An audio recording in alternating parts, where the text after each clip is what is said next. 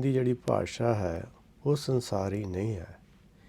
ਇਸੇ ਕਰਕੇ ਆਪਾਂ ਜਦੋਂ ਗੁਰਬਾਣੀ ਨੂੰ ਸਮਝਦੇ ਹਾਂ ਅਤੇ ਆਪਾਂ ਨੂੰ ਟਪਲਾ ਲੱਗ ਜਾਂਦਾ ਹੈ। ਪਹਿਲੀ ਗੱਲ ਇਹ ਹੈ ਕਿ ਗੁਰਬਾਣੀ ਜਿਹੜਾ ਕੱਪੜਾ ਹੈਗਾ ਉਹ ਸਰੀਰ ਨੂੰ ਸਮਝੀਏ, ਨਾ ਕਿ ਸਰੀਰ ਉੱਤੇ ਪਾਏ ਹੋਏ ਕੱਪੜਿਆਂ ਨੂੰ। ਇਸ ਕਰਕੇ ਜਦੋਂ ਆਪਾਂ ਨਿਰਾਕਾਰ ਦੀ ਬਜਾਏ ਜਿਹੜੇ ਅਰਥ ਹੈ ਕਿ ਜੋ ਦਿਸਦਾ ਹੈ ਉਹਦੇ 'ਤੇ ਲਗਾ ਦਿੰਦੇ ਹਾਂ ਤਾਂ ਇਹਦੀ ਸਮਝ ਨਹੀਂ ਆਉਂਦੀ ਹੈ।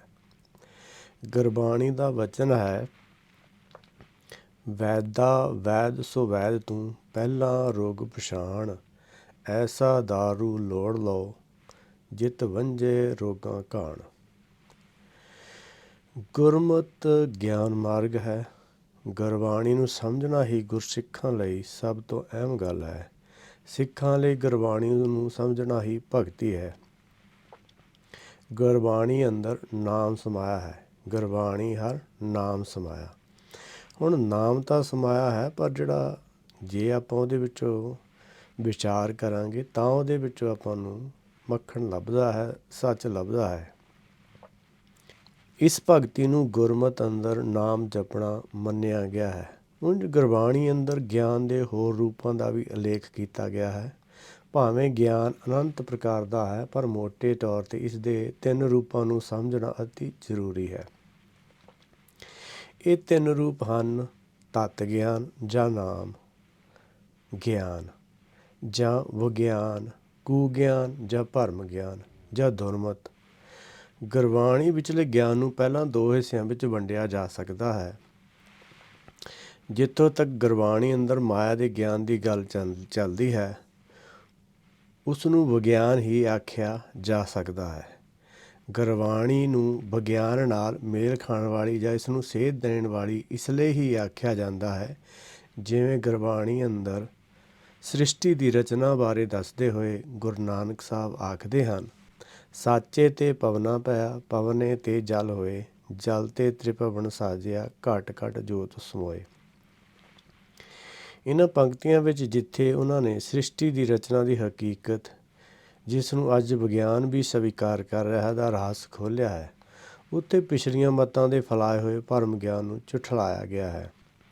ਹੁਣ ਜਿਹੜਾ ਆਪਾਂ ਕਹਿ ਦਿੰਦੇ ਹਾਂ ਕਿ ਗੁਰਬਾਣੀ ਜਿਹੜੀ ਹੈਗੀ ਆ ਵਿਗਿਆਨ ਦੇ ਨਾਲ ਮੇਲ ਖਾਂਦੀ ਹੈ, ਵਿਗਿਆਨ ਦੇ ਨਾਲ ਉੱਥੇ ਤੱਕ ਹੀ ਮੇਲ ਖਾਂਦੀ ਹੈ ਜਿੱਥੇ ਤੱਕ ਵਿਗਿਆਨ ਮੈਟਰ ਦੀ ਗੱਲ ਕਰਦਾ ਹੈ।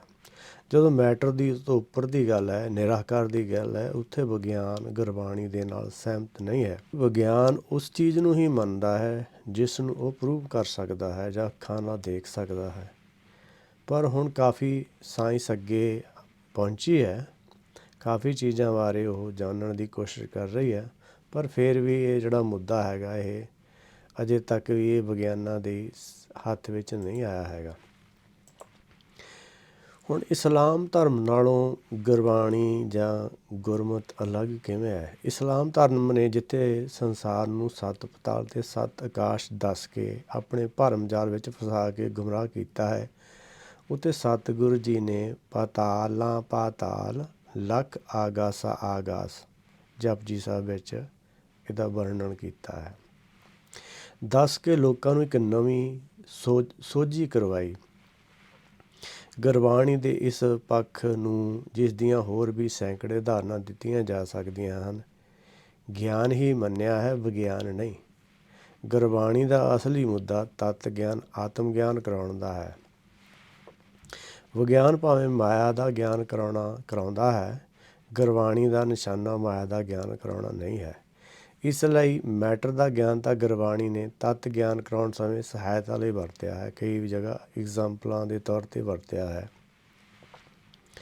ਜਾਂ ਇਹ ਕਹਿ ਲਓ ਮਾਇਆ ਦੇ ਗਿਆਨ ਵਿਚਲਾ ਸੰਸਾਰੀ ਸੱਚ, ਨਿਰਾਕਾਰੀ ਸੱਚ ਨੂੰ ਪਛਾਣਨ ਲਈ ਉਦਾਹਰਨ ਦੇ ਤੌਰ 'ਤੇ ਵਰਤਿਆ ਗਿਆ ਹੈ। ਜਿਵੇਂ ਗੁਰਬਾਣੀ ਦੇ ਇਸ ਮਹਾਂਵਾਕ ਤੋਂ ਸਪਸ਼ਟ ਹੈ, ਜੋ ਮੰਗੇ ਠਾਕਰ ਆਪਣੇ ਤੇ ਸੋਈ ਸੋਈ ਦੇਵੈ, ਨਾਨਕ ਦਾਸ ਮੁਖ ਤੇ ਜੋ ਬੋਲੇ, ਈਹਾਂ ਊਹਾਂ ਸੱਚ ਹੋਵੈ।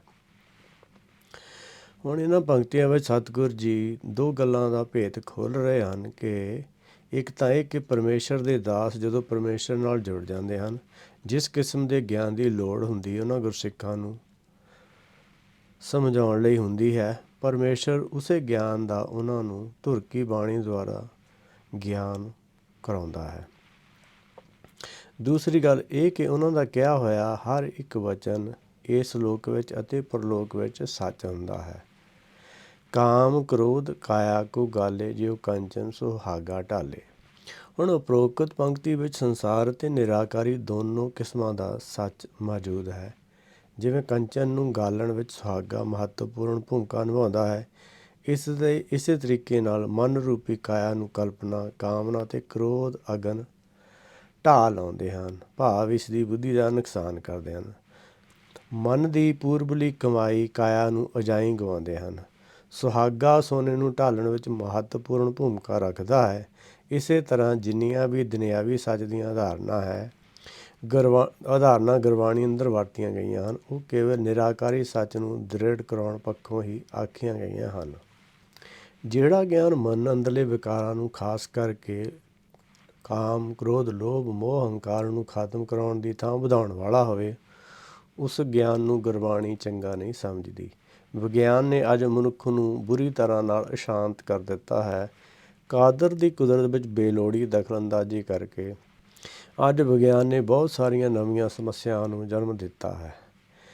ਆਦਮੀ ਰੁਝੇਵਿਆਂ ਵਿੱਚ ਇਤਨਾ ਉਲਝ ਗਿਆ ਹੈ ਕਿ ਉਸ ਕੋਲ ਆਪਣੇ ਜੀਵਨ ਮਨੋਰਥ ਲਈ ਸੋਚਣ ਦਾ ਸਮਾਂ ਹੀ ਨਹੀਂ ਹੈ। ਆਤਮ ਖੋਜ ਨੂੰ ਸੱਖਣੀ, ਪਦਾਰਥਵਾਦੀ ਅਤੇ ਅਖੌਤੀ ਤਰੱਕੀ ਤੋਂ ਮਾਨਸਿਕ ਸੁੱਖ ਕਿਵੇਂ ਮਿਲ ਸਕਦਾ ਹੈ, ਇਹਨਾਂ ਦੇ ਆਧਾਰ 'ਤੇ ਹੀ ਸਾਰਾ ਕੁਝ ਚੱਲ ਰਿਹਾ ਹੈਗਾ। ਭਾਵੇਂ ਆਦਮੀ ਨੇ ਇਹ ਤਰੱਕੀ ਸੁੱਖਾਂ ਦੀ ਪ੍ਰਾਪਤੀ ਲਈ ਹੀ ਸ਼ੁਰੂ ਕੀਤੀ ਸੀ। ਕਹਿਣ ਤੋਂ ਭਾਵ ਕਿ ਸੰਸਾਰੀ ਸੁੱਖ ਸਾਧਨਾ ਤੋਂ ਅਸਲੀ ਸੁੱਖ ਦੀ ਪ੍ਰਾਪਤੀ ਦਾ ਖਿਆਲ ਇੱਕ ਗਲਤ ਕਲਪਨਾ ਹੀ ਸਿੱਧ ਹੋਇਆ ਹੈ। ਹੁਣ ਜਿੰਨਾ ਵੀ ਇਲੈਕਟ੍ਰੋਨਿਕ ਦਾ ਸਮਾਨ ਹੈ, ਵੈਸੇ ਤਾਂ ਇਹ ਮਨੁੱਖ ਦੀ ਸਹਾਇਤਾ ਲਈ ਬਣਾਇਆ ਗਿਆ, ਪਰ ਅੱਜ ਕੱਲ੍ਹ ਇਸ ਦੇ ਨਤੀਜੇ ਇਹ ਨਿਕਲ ਰਹੇ ਹਨ ਕਿ ਜਿਹੜੀ ਮਨੁੱਖਤਾ ਹੈ ਇਹਨਾਂ ਵਿੱਚ ਹੀ ਉਲਝ ਕੇ ਰਹਿ ਗਈ ਹੈ।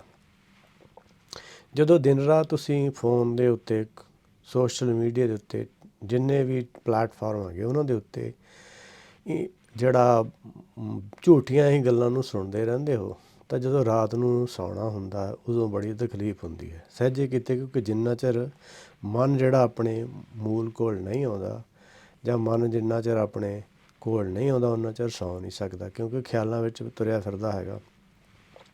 ਇਸ ਤਰ੍ਹਾਂ ਅੱਜ ਕੱਲ੍ਹ ਬਹੁਤ ਲੋਕਾਂ ਨੂੰ ਇਹ ਸਮੱਸਿਆ ਵੀ ਆ ਰਹੀ ਹੈ ਕਿ ਇਹ ਗਲਤ ਕਲਪਨਾ ਹੀ ਸਿੱਧ ਹੋਇਆ। ਆਦਮੀ ਦੀ ਇਹ ਸਭ ਤੋਂ ਵੱਡੀ ਗਲਤੀ ਸੀ ਜਦ ਉਸਨੇ ਇਹ ਸਮਝ ਲਿਆ ਕਿ ਜ਼ਿਆਦਾ ਯਤਨ, ਨੱਠ ਭੱਜ ਕਰਕੇ, ਜ਼ਿਆਦਾ ਧਨ ਕਮਾ ਕੇ, ਜ਼ਿਆਦਾ ਸੁੱਖ ਸਾਧਨ ਇਕੱਠੇ ਕਰਕੇ ਮੈਂ ਚੈਨ ਦੀ ਜ਼ਿੰਦਗੀ ਜੀ ਸਕਾਂਗਾ।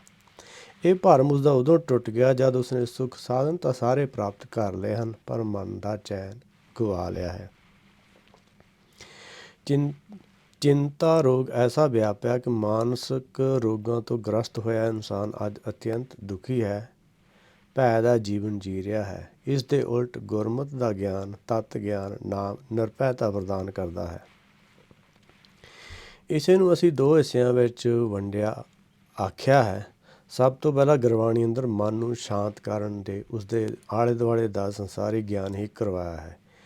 ਇਸ ਲਈ ਉਸ ਨੂੰ ਮਾਇਆ ਦੀ ਦੌੜ ਵਿੱਚ ਅੰਨ੍ਹੇਵਾਹ ਭੱਜਣ ਤੋਂ ਰੋਕਣ ਲਈ ਸਤਿਗੁਰੂ ਜੀ ਆਖ ਰਹੇ ਹਨ, ਵੱਡੇ ਵੱਡੇ ਜੋ ਦੀਸੇ ਲੋਕ, ਤਿਨ ਕੋ ਵਿਆਪੈ ਚਿੰਤਾ ਰੋਗ, ਕੌਣ ਵੱਡਾ ਮਾਇਆ ਵਡਿਆਈ, ਸੋ ਵੱਡਾ ਜਿਨ ਰਾਮ ਲਿਵ ਲਾਈ। ਰਹਾਉ ਭੂਮੀਆਂ ਭੂਮ ਉੱਪਰ ਨਿਤ ਲੁਝੈ, ਛੋੜ ਚਲੇ ਤ੍ਰਿਸ਼ਨਾ ਨਹੀਂ ਬੁਝੇ, ਕਹੋ ਨਾਨਕ ਇਹ ਤਤ ਵਿਚਾਰਾ, ਬਿਨ ਹਰ ਭਜਨ ਨਾਹੀ ਛੁਟਕਾਰਾ।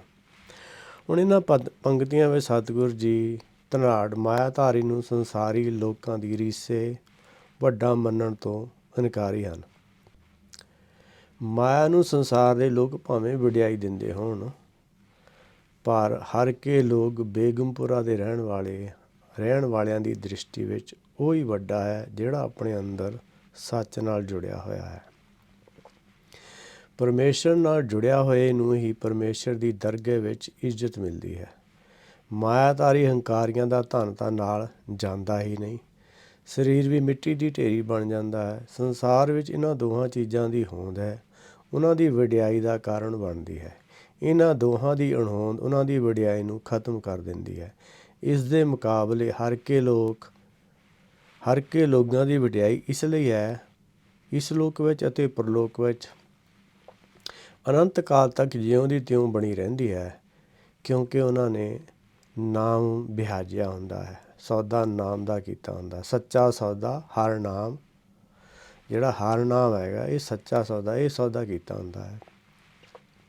ਇਸ ਕਿਸਮ ਦੇ ਗਿਆਨ ਨਾਲ ਮਨ ਸੂਝਵਾਨ ਹੋ ਕੇ ਆਪਣੇ ਅੰਦਰ ਝਾਕਦਾ ਹੈ ਅਤੇ ਦੁਨੀਆ ਦੇ ਸੱਚ ਨੂੰ ਦੇਖ ਕੇ ਆਪਣੇ ਅੰਦਰ ਤਬਦੀਲੀ ਲਿਆਉਣ ਲਈ ਕਮਰ ਕੱਸਾ ਕਰ ਲੈਂਦਾ ਹੈ। ਭਗਤ ਕਬੀਰ ਜੀ ਦਾ ਵੀ ਵਚਨ ਹੈ ਕਿ ਹੀਰੇ ਜੈਸਾ ਜਨਮ ਹੈ, ਕੌਡੀ ਬਦਲੇ ਜਾਏ।